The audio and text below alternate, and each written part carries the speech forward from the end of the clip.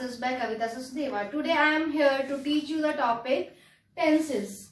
Now, what is tense? What are tenses? The word tense is derived from the Latin word tempus, which means time. Tense means time. Tenses are used to talk about the time of an action. This action can occur in present, past or future. Tenses किस लिए use होते हैं? Time of an action को describe करने के लिए. किस time पे कौन सा एक्शन हुआ है, पास्ट में हुआ है या फिर प्रेजेंट में या फिर फ्यूचर में. That are called tenses.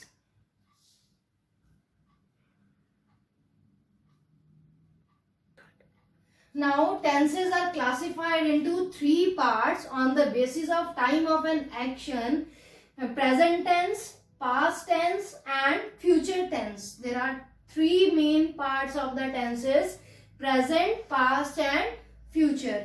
Now again, present tense is classified into four parts: present indefinite, present continuous, present perfect and present perfect continuous. Also, past tense is classified into four parts: past indefinite, past continuous, past perfect and past perfect continuous. Now, future tense is classified into three parts: future indefinite, future continuous and future perfect. Now, in this video, I will teach you the topic present indefinite tense. Now, present tense. What is present tense? Present tense of the verb indicates a state or an action that happens in the present time. जो present में होता है वो हम किस tense में लिखते हैं? Present tense. For example, I live in Goa. मैं गोवा में रहता हूँ. He is a good actor. वह अच्छा एक्टर है. तो जो हम प्रेजेंट टाइम में एक्शन हो रहा है तो उसको हम प्रेजेंट टेंस में लिखते हैं. Now, present indefinite tense is used to refer to actions that happen in the present time. जो present time में होता है, usually जो हम रोज काम करते हैं उसके लिए हम क्या यूज करते हैं? present indefinite tense. For example, वह पढ़ता है, he studies. वह खेलता है, he plays. तो हमें कैसे पता चलेगा हिंदी सेंटेंसेस से हमें कहाँ प्रेजेंट इंडेफिनिट टेंस यूज करना है? जिन सेंटेंसेस के पीछे ता है, ती है, ते है, आई, उन सेंटेंसेस में हमें प्रेजेंट इंडेफिनिट टेंस यूज करना है. Structure. Now I will explain you structure of present indefinite tense. Subject plus first form of verb plus S और ईएस प्लस ऑब्जेक्ट. वह क्रिकेट खेलता है. फॉर एग्जाम्पल, वह क्रिकेट खेलता है. तो इस सेंटेंस में वह क्या है? सब्जेक्ट. क्रिकेट खेलना क्या है? वर्ब. और ऑब्जेक्ट क्या है? Cricket. He plays cricket. Now subject is here he. First of all, in sentence we will use subject, then we will use verb first form plus object. What we will use? Subject plus verb first form plus s or es plus object. Now in this sentence, he is subject, plays is verb first form and cricket is object. Now he is third person singular. With third person singular, we use s or es with the verb. Now second example is she loves to paint picture. She is here subject. Now subject is third person singular. With third person singular, we use verb first form plus s or es. Now loves, s is added here because subject is singular. She loves to paint pictures.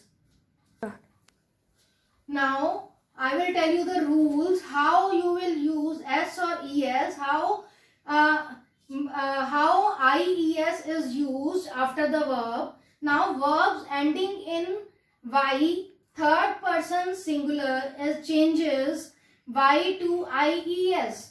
अगर verb Y से end होती है, अगर verb के end में Y आता है तो आप क्या करोगे, Y को चेंज करके IES ऐड करोगे. Example fly. नाउ वर्ब के एंड में क्या है, वाई को रिमूव करके क्या ऐड करोगे, IES, flies. Now verb is here cry. Verb के एंड में है वाई को रिमूव करके क्या ऐड करोगे, IES, cries.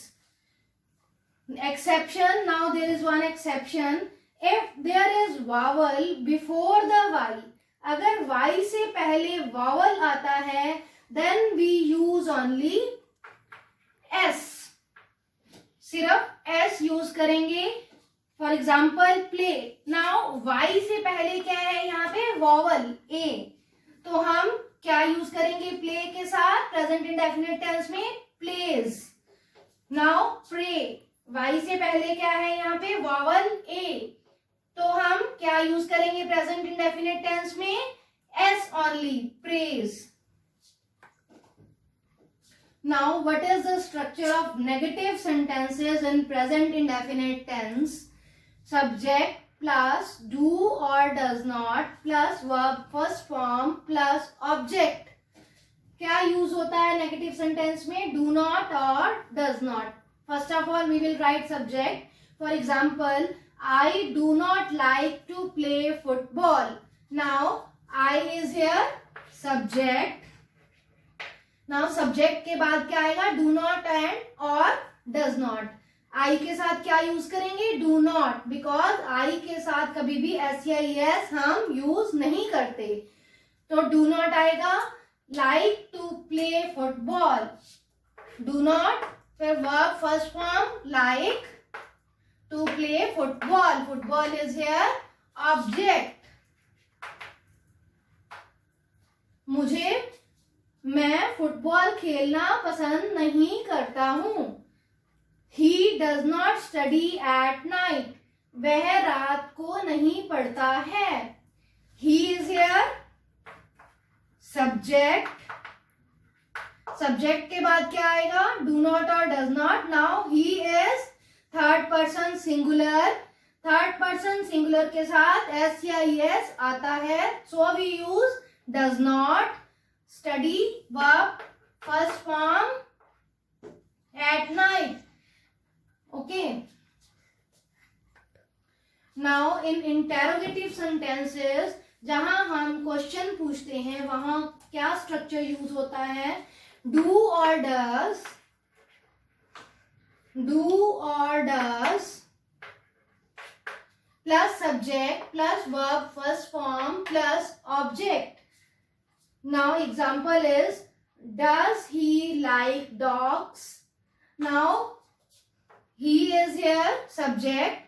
Before subject we will use does because he is third person singular. With third person singular we use S or ES, so we will use here, we are using here does. Does he like is here verb first form. Dog is here object. क्या उसको dog पसंद है, do we need a new car. Now we is here plural, so we will use here do we need is here verb first form. New car is here object. In interrogative sentences, do or does is used before subject. Subject से पहले हम do और does use करते हैं interrogative sentences में. Now I will tell you the uses of present tense, where present tense is used, where we use present indefinite tense. We use present indefinite tense to describe habits. When we describe habits, हम अपनी आदतों को describe करने के लिए क्या use करते हैं? Present indefinite tense. For example, he drinks tea at breakfast. वह चाय पीता है ब्रेकफास्ट में. तो क्या है? यह आदत बताई जा रही है, तो क्या यूज करेंगे हम यहाँ? Present indefinite tense. Now he is here subject, drinks is verb first form. We use s with drink because he is third person singular. He drinks tea at breakfast. Breakfast is here object. Second example, they watch television regularly. वो लगातार TV देखते हैं. Now they is here plural. Now subject is here plural. Now with plural we don't use s or es. Plural के साथ हम s या es नहीं use करते. So we use here watch. We will not use here watches because subject is here plural. They watch television regularly. Now next use is for repeated actions or events we use present indefinite tense. जो action बार बार repeat हो रहा है उसके लिए हम क्या यूज करेंगे? Present indefinite tense. For example, she takes online classes daily. वह रोज ऑनलाइन क्लासेस लेती है. तो रोज एक्शन रिपीट हो रहा है, तो हम क्या यूज कर रहे हैं यहाँ पे? Present indefinite tense. Present indefinite tense we use first form of verb subject plus first form of verb plus object. She is singular. With singular we use s or es. Second, she takes the dog for a walk every evening. वह रोज dog को walk करने के लिए लेके जाती है शाम को. Takes is here verb first form. She is subject. Okay. Now for describing general or universal truth, what we use? Present indefinite tense. For example, the sun rises in the east. It is a universal truth. भी सूर्य east में उदय होता है. सूर्य, sun is here subject, rises is here verb first form. Now second example is water freezes at 0 degrees. water freeze होता है 0 degree पे. तो ये भी एक यूनिवर्सल ट्रूथ है. the earth revolves around the sun. now for describing universal truth, which tense is used? Present indefinite tense is used. Now for giving instructions, when we give instructions to somebody, which tense we will use? We use present indefinite tense. For example, open the packet and pour the contents into hot water. हम किसी को instruction दे रहे हैं, open the packet, packet को खोलो और उसके contents hot water में डाल दो. तो हम किसी को जब इंस्ट्रक्शंस देते हैं तो कौन सा टेंस यूज करते हैं? Present indefinite tense. Now for describing fixed arrangements, present indefinite tense is used when we describe fixed arrangement. For example, our holiday starts on the 26th March. Now particular date पे start हो रही हैं holidays, fixed arrangement है, तो हम क्या use कर रहे हैं यहाँ? Present indefinite tense. Second is your exam starts at 9 AM. Now fixed time पे start हो रहा है, तो जब भी फिक्स्ड अरेंजमेंट्स यूज करते हैं हम, तो क्या यूज करते हैं? Present indefinite tense. For unchanging situations और things which stay for a long time we use present indefinite tense. जो सिचुएशन बहुत लंबे समय तक चेंज नहीं होती है उसके लिए हम क्या यूज करते हैं? Present indefinite tense. For example, they live in Gurugram. वो गुरुग्राम में रहते हैं. तो ये सिचुएशन लंबे समय तक चेंज नहीं हो रही है. Stay for a long time, लंबे समय तक चल रही है सिचुएशन. तो हम क्या यूज कर रहे हैं, present indefinite tense. They is here plural, so we don't use s or es with the verb. Second example is I work in London. मैं लंदन में काम करता हूँ. तो क्या है, ये सिचुएशन चेंज नहीं हो रही है, अनचेंजिंग सिचुएशन है. So we are using here present indefinite tense. Now last use of present tense is to express future time after some conjunctions. कुछ conjunctions के बाद प्रेजेंट टेंस यूज होता है फ्यूचर टाइम को एक्सप्रेस करने के लिए. For example after, when, before, as soon as, until. इन कंजंक्शंस के बाद क्या यूज होता है, present indefinite tense. We use present indefinite tense after these conjunctions. For example, he will give it to you when you come next Saturday. तो when के बाद हम क्या यूज कर रहे हैं यहाँ, present indefinite tense, future time को एक्सप्रेस करने के लिए. और कंजंक्शंस के बाद, इस कंजंक्शन के बाद हम यहाँ क्या यूज कर रहे हैं, present indefinite tense. Now I will explain you the worksheet based on present indefinite tense so that you can understand present indefinite tense. He dash go or goes to school every morning. वह रोज school जाता है हर सुबह. तो he क्या है यहाँ पर, third person singular. he is here third person singular. Third person singular के साथ हम क्या यूज करते हैं, एस या ईएस यूज करते हैं. तो क्या आएगा यहाँ पर, गो और गोज. गोज क्या आएगा यहाँ पर, goes. He goes to school every morning.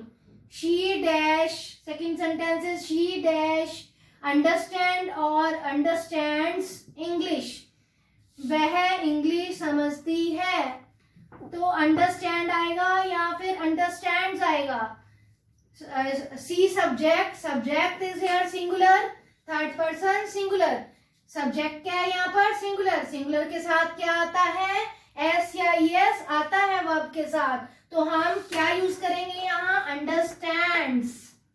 क्या यूज करेंगे, अंडरस्टैंड्स. आई गो और goes for a walk every evening. मैं हर शाम को वॉक करने जाती हूँ. गो आएगा या गोज आएगा, we will use go because I के साथ कभी भी एस या ईएस नहीं आता. तो हम क्या यूज करेंगे यहाँ पे, go. I go for a walk every evening. She often dash use और यूजेस द इंटरनेट. वह अक्सर इंटरनेट यूज करती है. तो सब्जेक्ट क्या है यहाँ पर, सिंगुलर. सिंगुलर के साथ हम एस एस यूज करते हैं. तो क्या आएगा यहाँ पर, uses. She uses. Next is I dash do not और डज नॉट ड्रिंक टी. मैं चाय नहीं पीती हूँ. तो आई के साथ क्या है, एस या एस नहीं आता. तो हम क्या यूज करेंगे यहाँ, do not. I do not drink tea. Dash you dash her phone number. Do और does, you is here second person, so we use do. Do you know her. क्या आएगा यहाँ पर, do you know her phone number. क्या आप उसका phone number आपको पता है. Second, next is dash do और does this bus dash go और गोज टू रायपुर. क्या यह बस रायपुर को जाती है. Now this bus is singular. We will use does. Singular के साथ क्या आता है, एस या एस आता है. Does this bus go to Raipur. Now s या ई एस हमने यूज कर लिया, so we will use here go.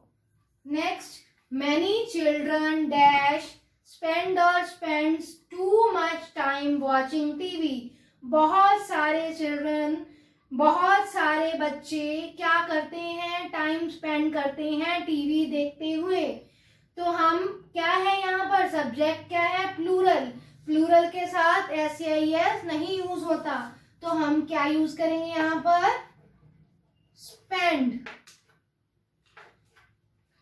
Next is dash, do or does they dash help him.